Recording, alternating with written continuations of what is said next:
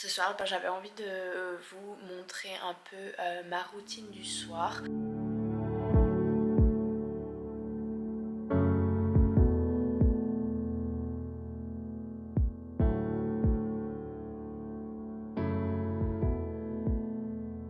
Dans ma routine du soir, il y a une chose vraiment qui se distingue peut-être de la plupart des gens, c'est que je vais avoir mon dîner du soir très tôt. Donc c'est-à-dire aux alentours de 17 h. Ce soir, on a préparé une soupe qui est prête et je pense qu'on va juste avoir mangé ça avec un peu de pain. Dans la soupe ce soir, il y a de la courge, des panais, du chou-fleur, quelques pommes de terre, de la crème de coco et du miso et du curry rouge. Bon appétit! Bon appétit! Hello. Welcome to our dinner table. It's a French vlog. Bonjour. Oh là là, la lumière. Oh là là, la lumière. La lumière. The light. Lumière. Lumière. Le soir, enfin, même des fois le midi ou une fois par jour en général, Ross et moi, on va, avant de commencer le repas, on va dire 3 choses pour lesquelles on est reconnaissant. 1, 2, 3. 3. 3. Donc il n'y a pas de raison plus profonde que juste aussi le fait de prendre les choses un peu plus lentement et d'être plus présent pendant nos repas et de plus apprécier aussi ce qu'on va manger. Parce qu'on a tendance à manger rapidement et à même pas regarder en fait notre assiette et apprécier vraiment les aliments qu'on a accès. Et du coup c'est une pratique qu'on fait en général une fois par jour, souvent le soir. Après souper, enfin je dis souper, mais je sais qu'en France on dit dîner je crois. Vous allez souvent peut-être rigoler de mes expressions suisses. Je viens de me faire un thé. Ça c'est du rooibos avec du lait d'avoine. Ici c'est hyper... en fait, je sais pas si ça vient d'ici, mais il y a beaucoup de rooibos ici. Et il n'y a pas de thé dans le rooibos. Je vais faire mon bullet journal pour le mois de novembre. C'est pas quelque chose que je fais tous les soirs, ça c'est plutôt quelque chose que je fais genre une fois par mois. Du coup je vais faire ça maintenant. Je viens de finir mon bullet journal pour le mois de novembre. Il est très simple, je vais encore peut-être rajouter certaines choses, mais pour l'instant ça vous donnera une idée. Et si vous avez envie que je fasse des vidéos juste sur le bullet journal, le journaling en général, c'est avec plaisir que je peux faire une vidéo complètement dédiée à ça. Le bullet journal pour moi ça a besoin d'être très simple, efficace, facile à mettre en place chaque mois. Donc j'ai le mois avec tous les jours du mois et les jours, et là en fait je vais noter par exemple des événements, par exemple si j'ai un rendez-vous, etc.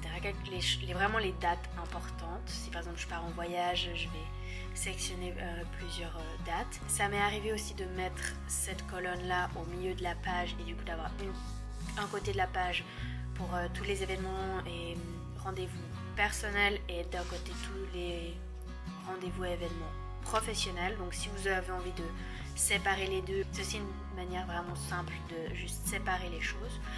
Ensuite, sur ma page de droite, j'ai mes intentions du mois. Ensuite, j'ai mes tâches. Donc ça va être un peu plus de l'admin personnel, genre par exemple contacter ma banque ou voilà, ce genre de trucs un peu chiant, mais que j'aimerais bien avoir fait d'ici la fin du mois et que ça n'a pas une deadline vraiment super fixe. Et ensuite, tout en bas, j'ai une section pour mon travail. Donc là, je vais noter une liste un peu des collaborations que j'ai du mois avec les tâches que j'ai à accomplir pour ces collaborations. Ensuite, la page suivante, j'ai mon budget qui je ne remplis pas pour l'instant. Non, ce que je fais, c'est que une fois de temps en temps, je vais faire mon budget pour plusieurs mois d'affilée et je vais prendre tous mes relevés de compte et tout noter sur cette page. Et ensuite, j'ai mon habit tracker, donc ça c'est pour traquer mes habitudes. J'ai mis seulement certaines habitudes ce mois-ci. J'ai mis méditation, yoga, movement, donc ça c'est tout ce qui est course à pied, rando, enfin tout ce qui est un peu voilà, workout. Et journal, donc si j'ai écrit dans mon journal et la lecture. Et puis ensuite après j'ai encore rien fait, mais en gros ensuite il y aura setup de la semaine. Donc par exemple pour vous donner une idée, voilà, ça c'était mon setup de cette semaine, avec les jours de la semaine, les tâches. Sinon je sais qu'on va me demander sûrement qu'est-ce que j'utilise comme agenda. J'utilise cet agenda de chez Dingbat's Notebooks. Voilà. Cette marque là, je vais la mettre en barre d'infos. C'est une marque que j'utilise vraiment, j'utilise que leurs journaux. J'ai celui-là aussi pour mon journal pour écrire.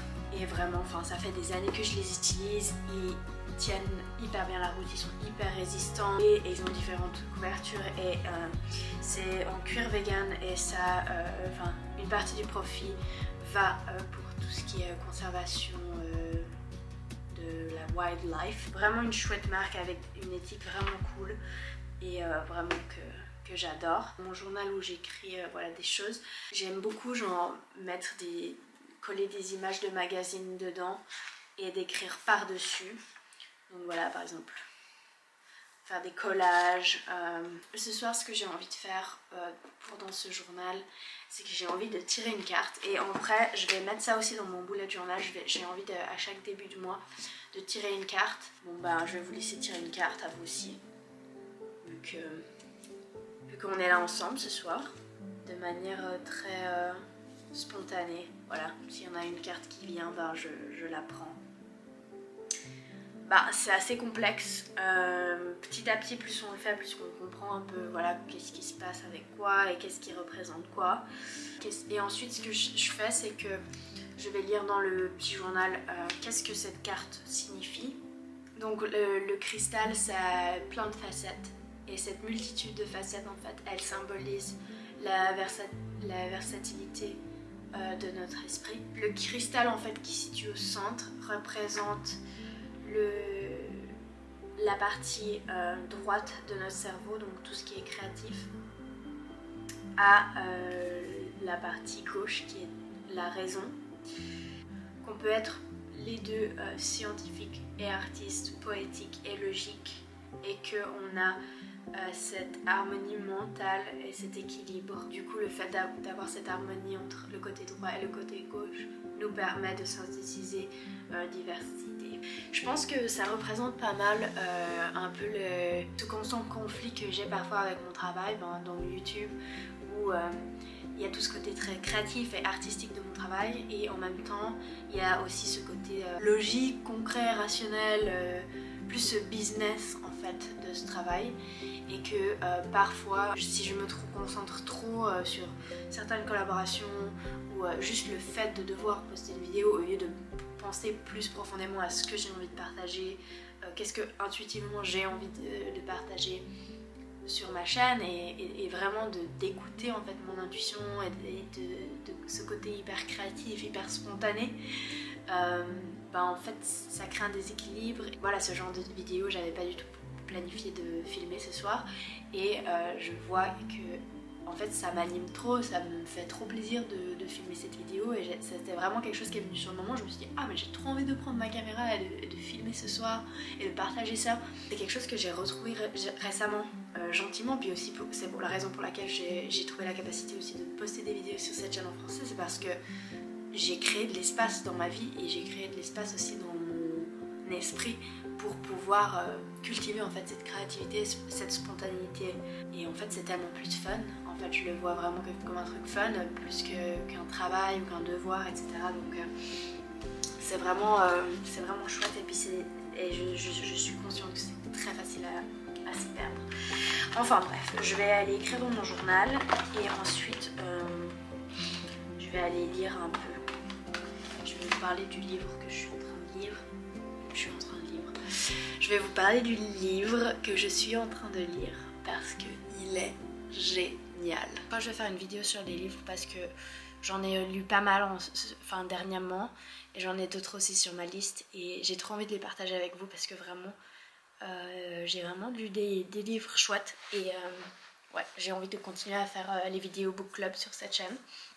Mais du coup j'ai juste commencé un livre il y a quelques jours que ça faisait très longtemps que j'avais envie de lire et je l'ai acheté enfin quand je suis arrivée ici. Et c'est le livre Untamed de Glennon Doyle.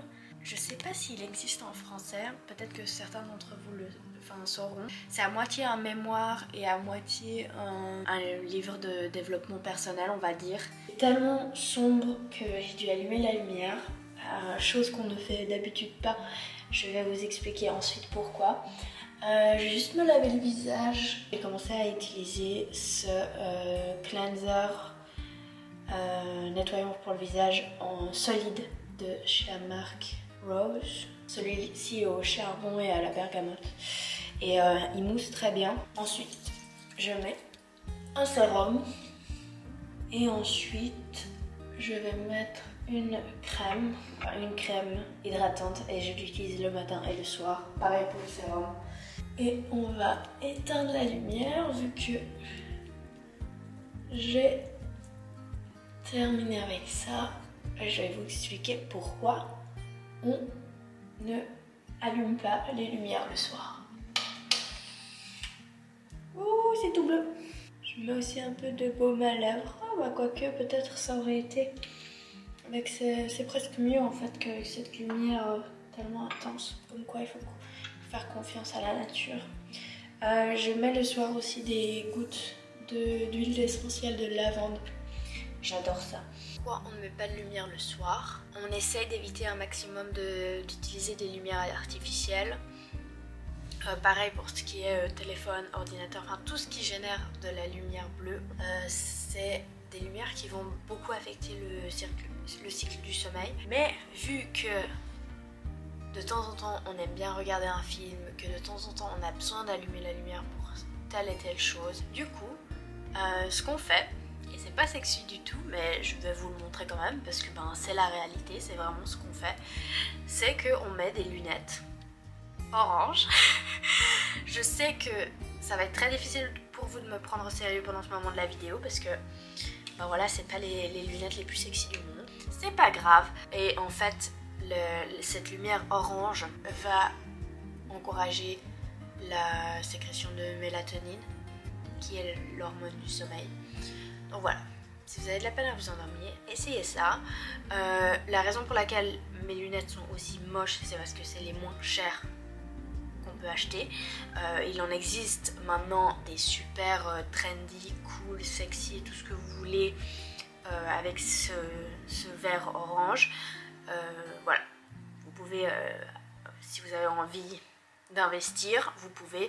Personnellement, moi ça fait le job, donc ça me convient. Voilà, si vous avez des questions par rapport aux lunettes, j'en sais rien, enfin dites-moi. Si vous avez jamais essayé, essayez. Si ça vous intéresse pas, c'est pas grave. On va aller regarder un documentaire. Depuis qu'on dîne le soir tôt, j'ai l'impression que mes soirées durent tellement plus longtemps qu'avant. Et j'ai le temps de faire plein de trucs pour moi et en fait j'adore, c'est trop cool.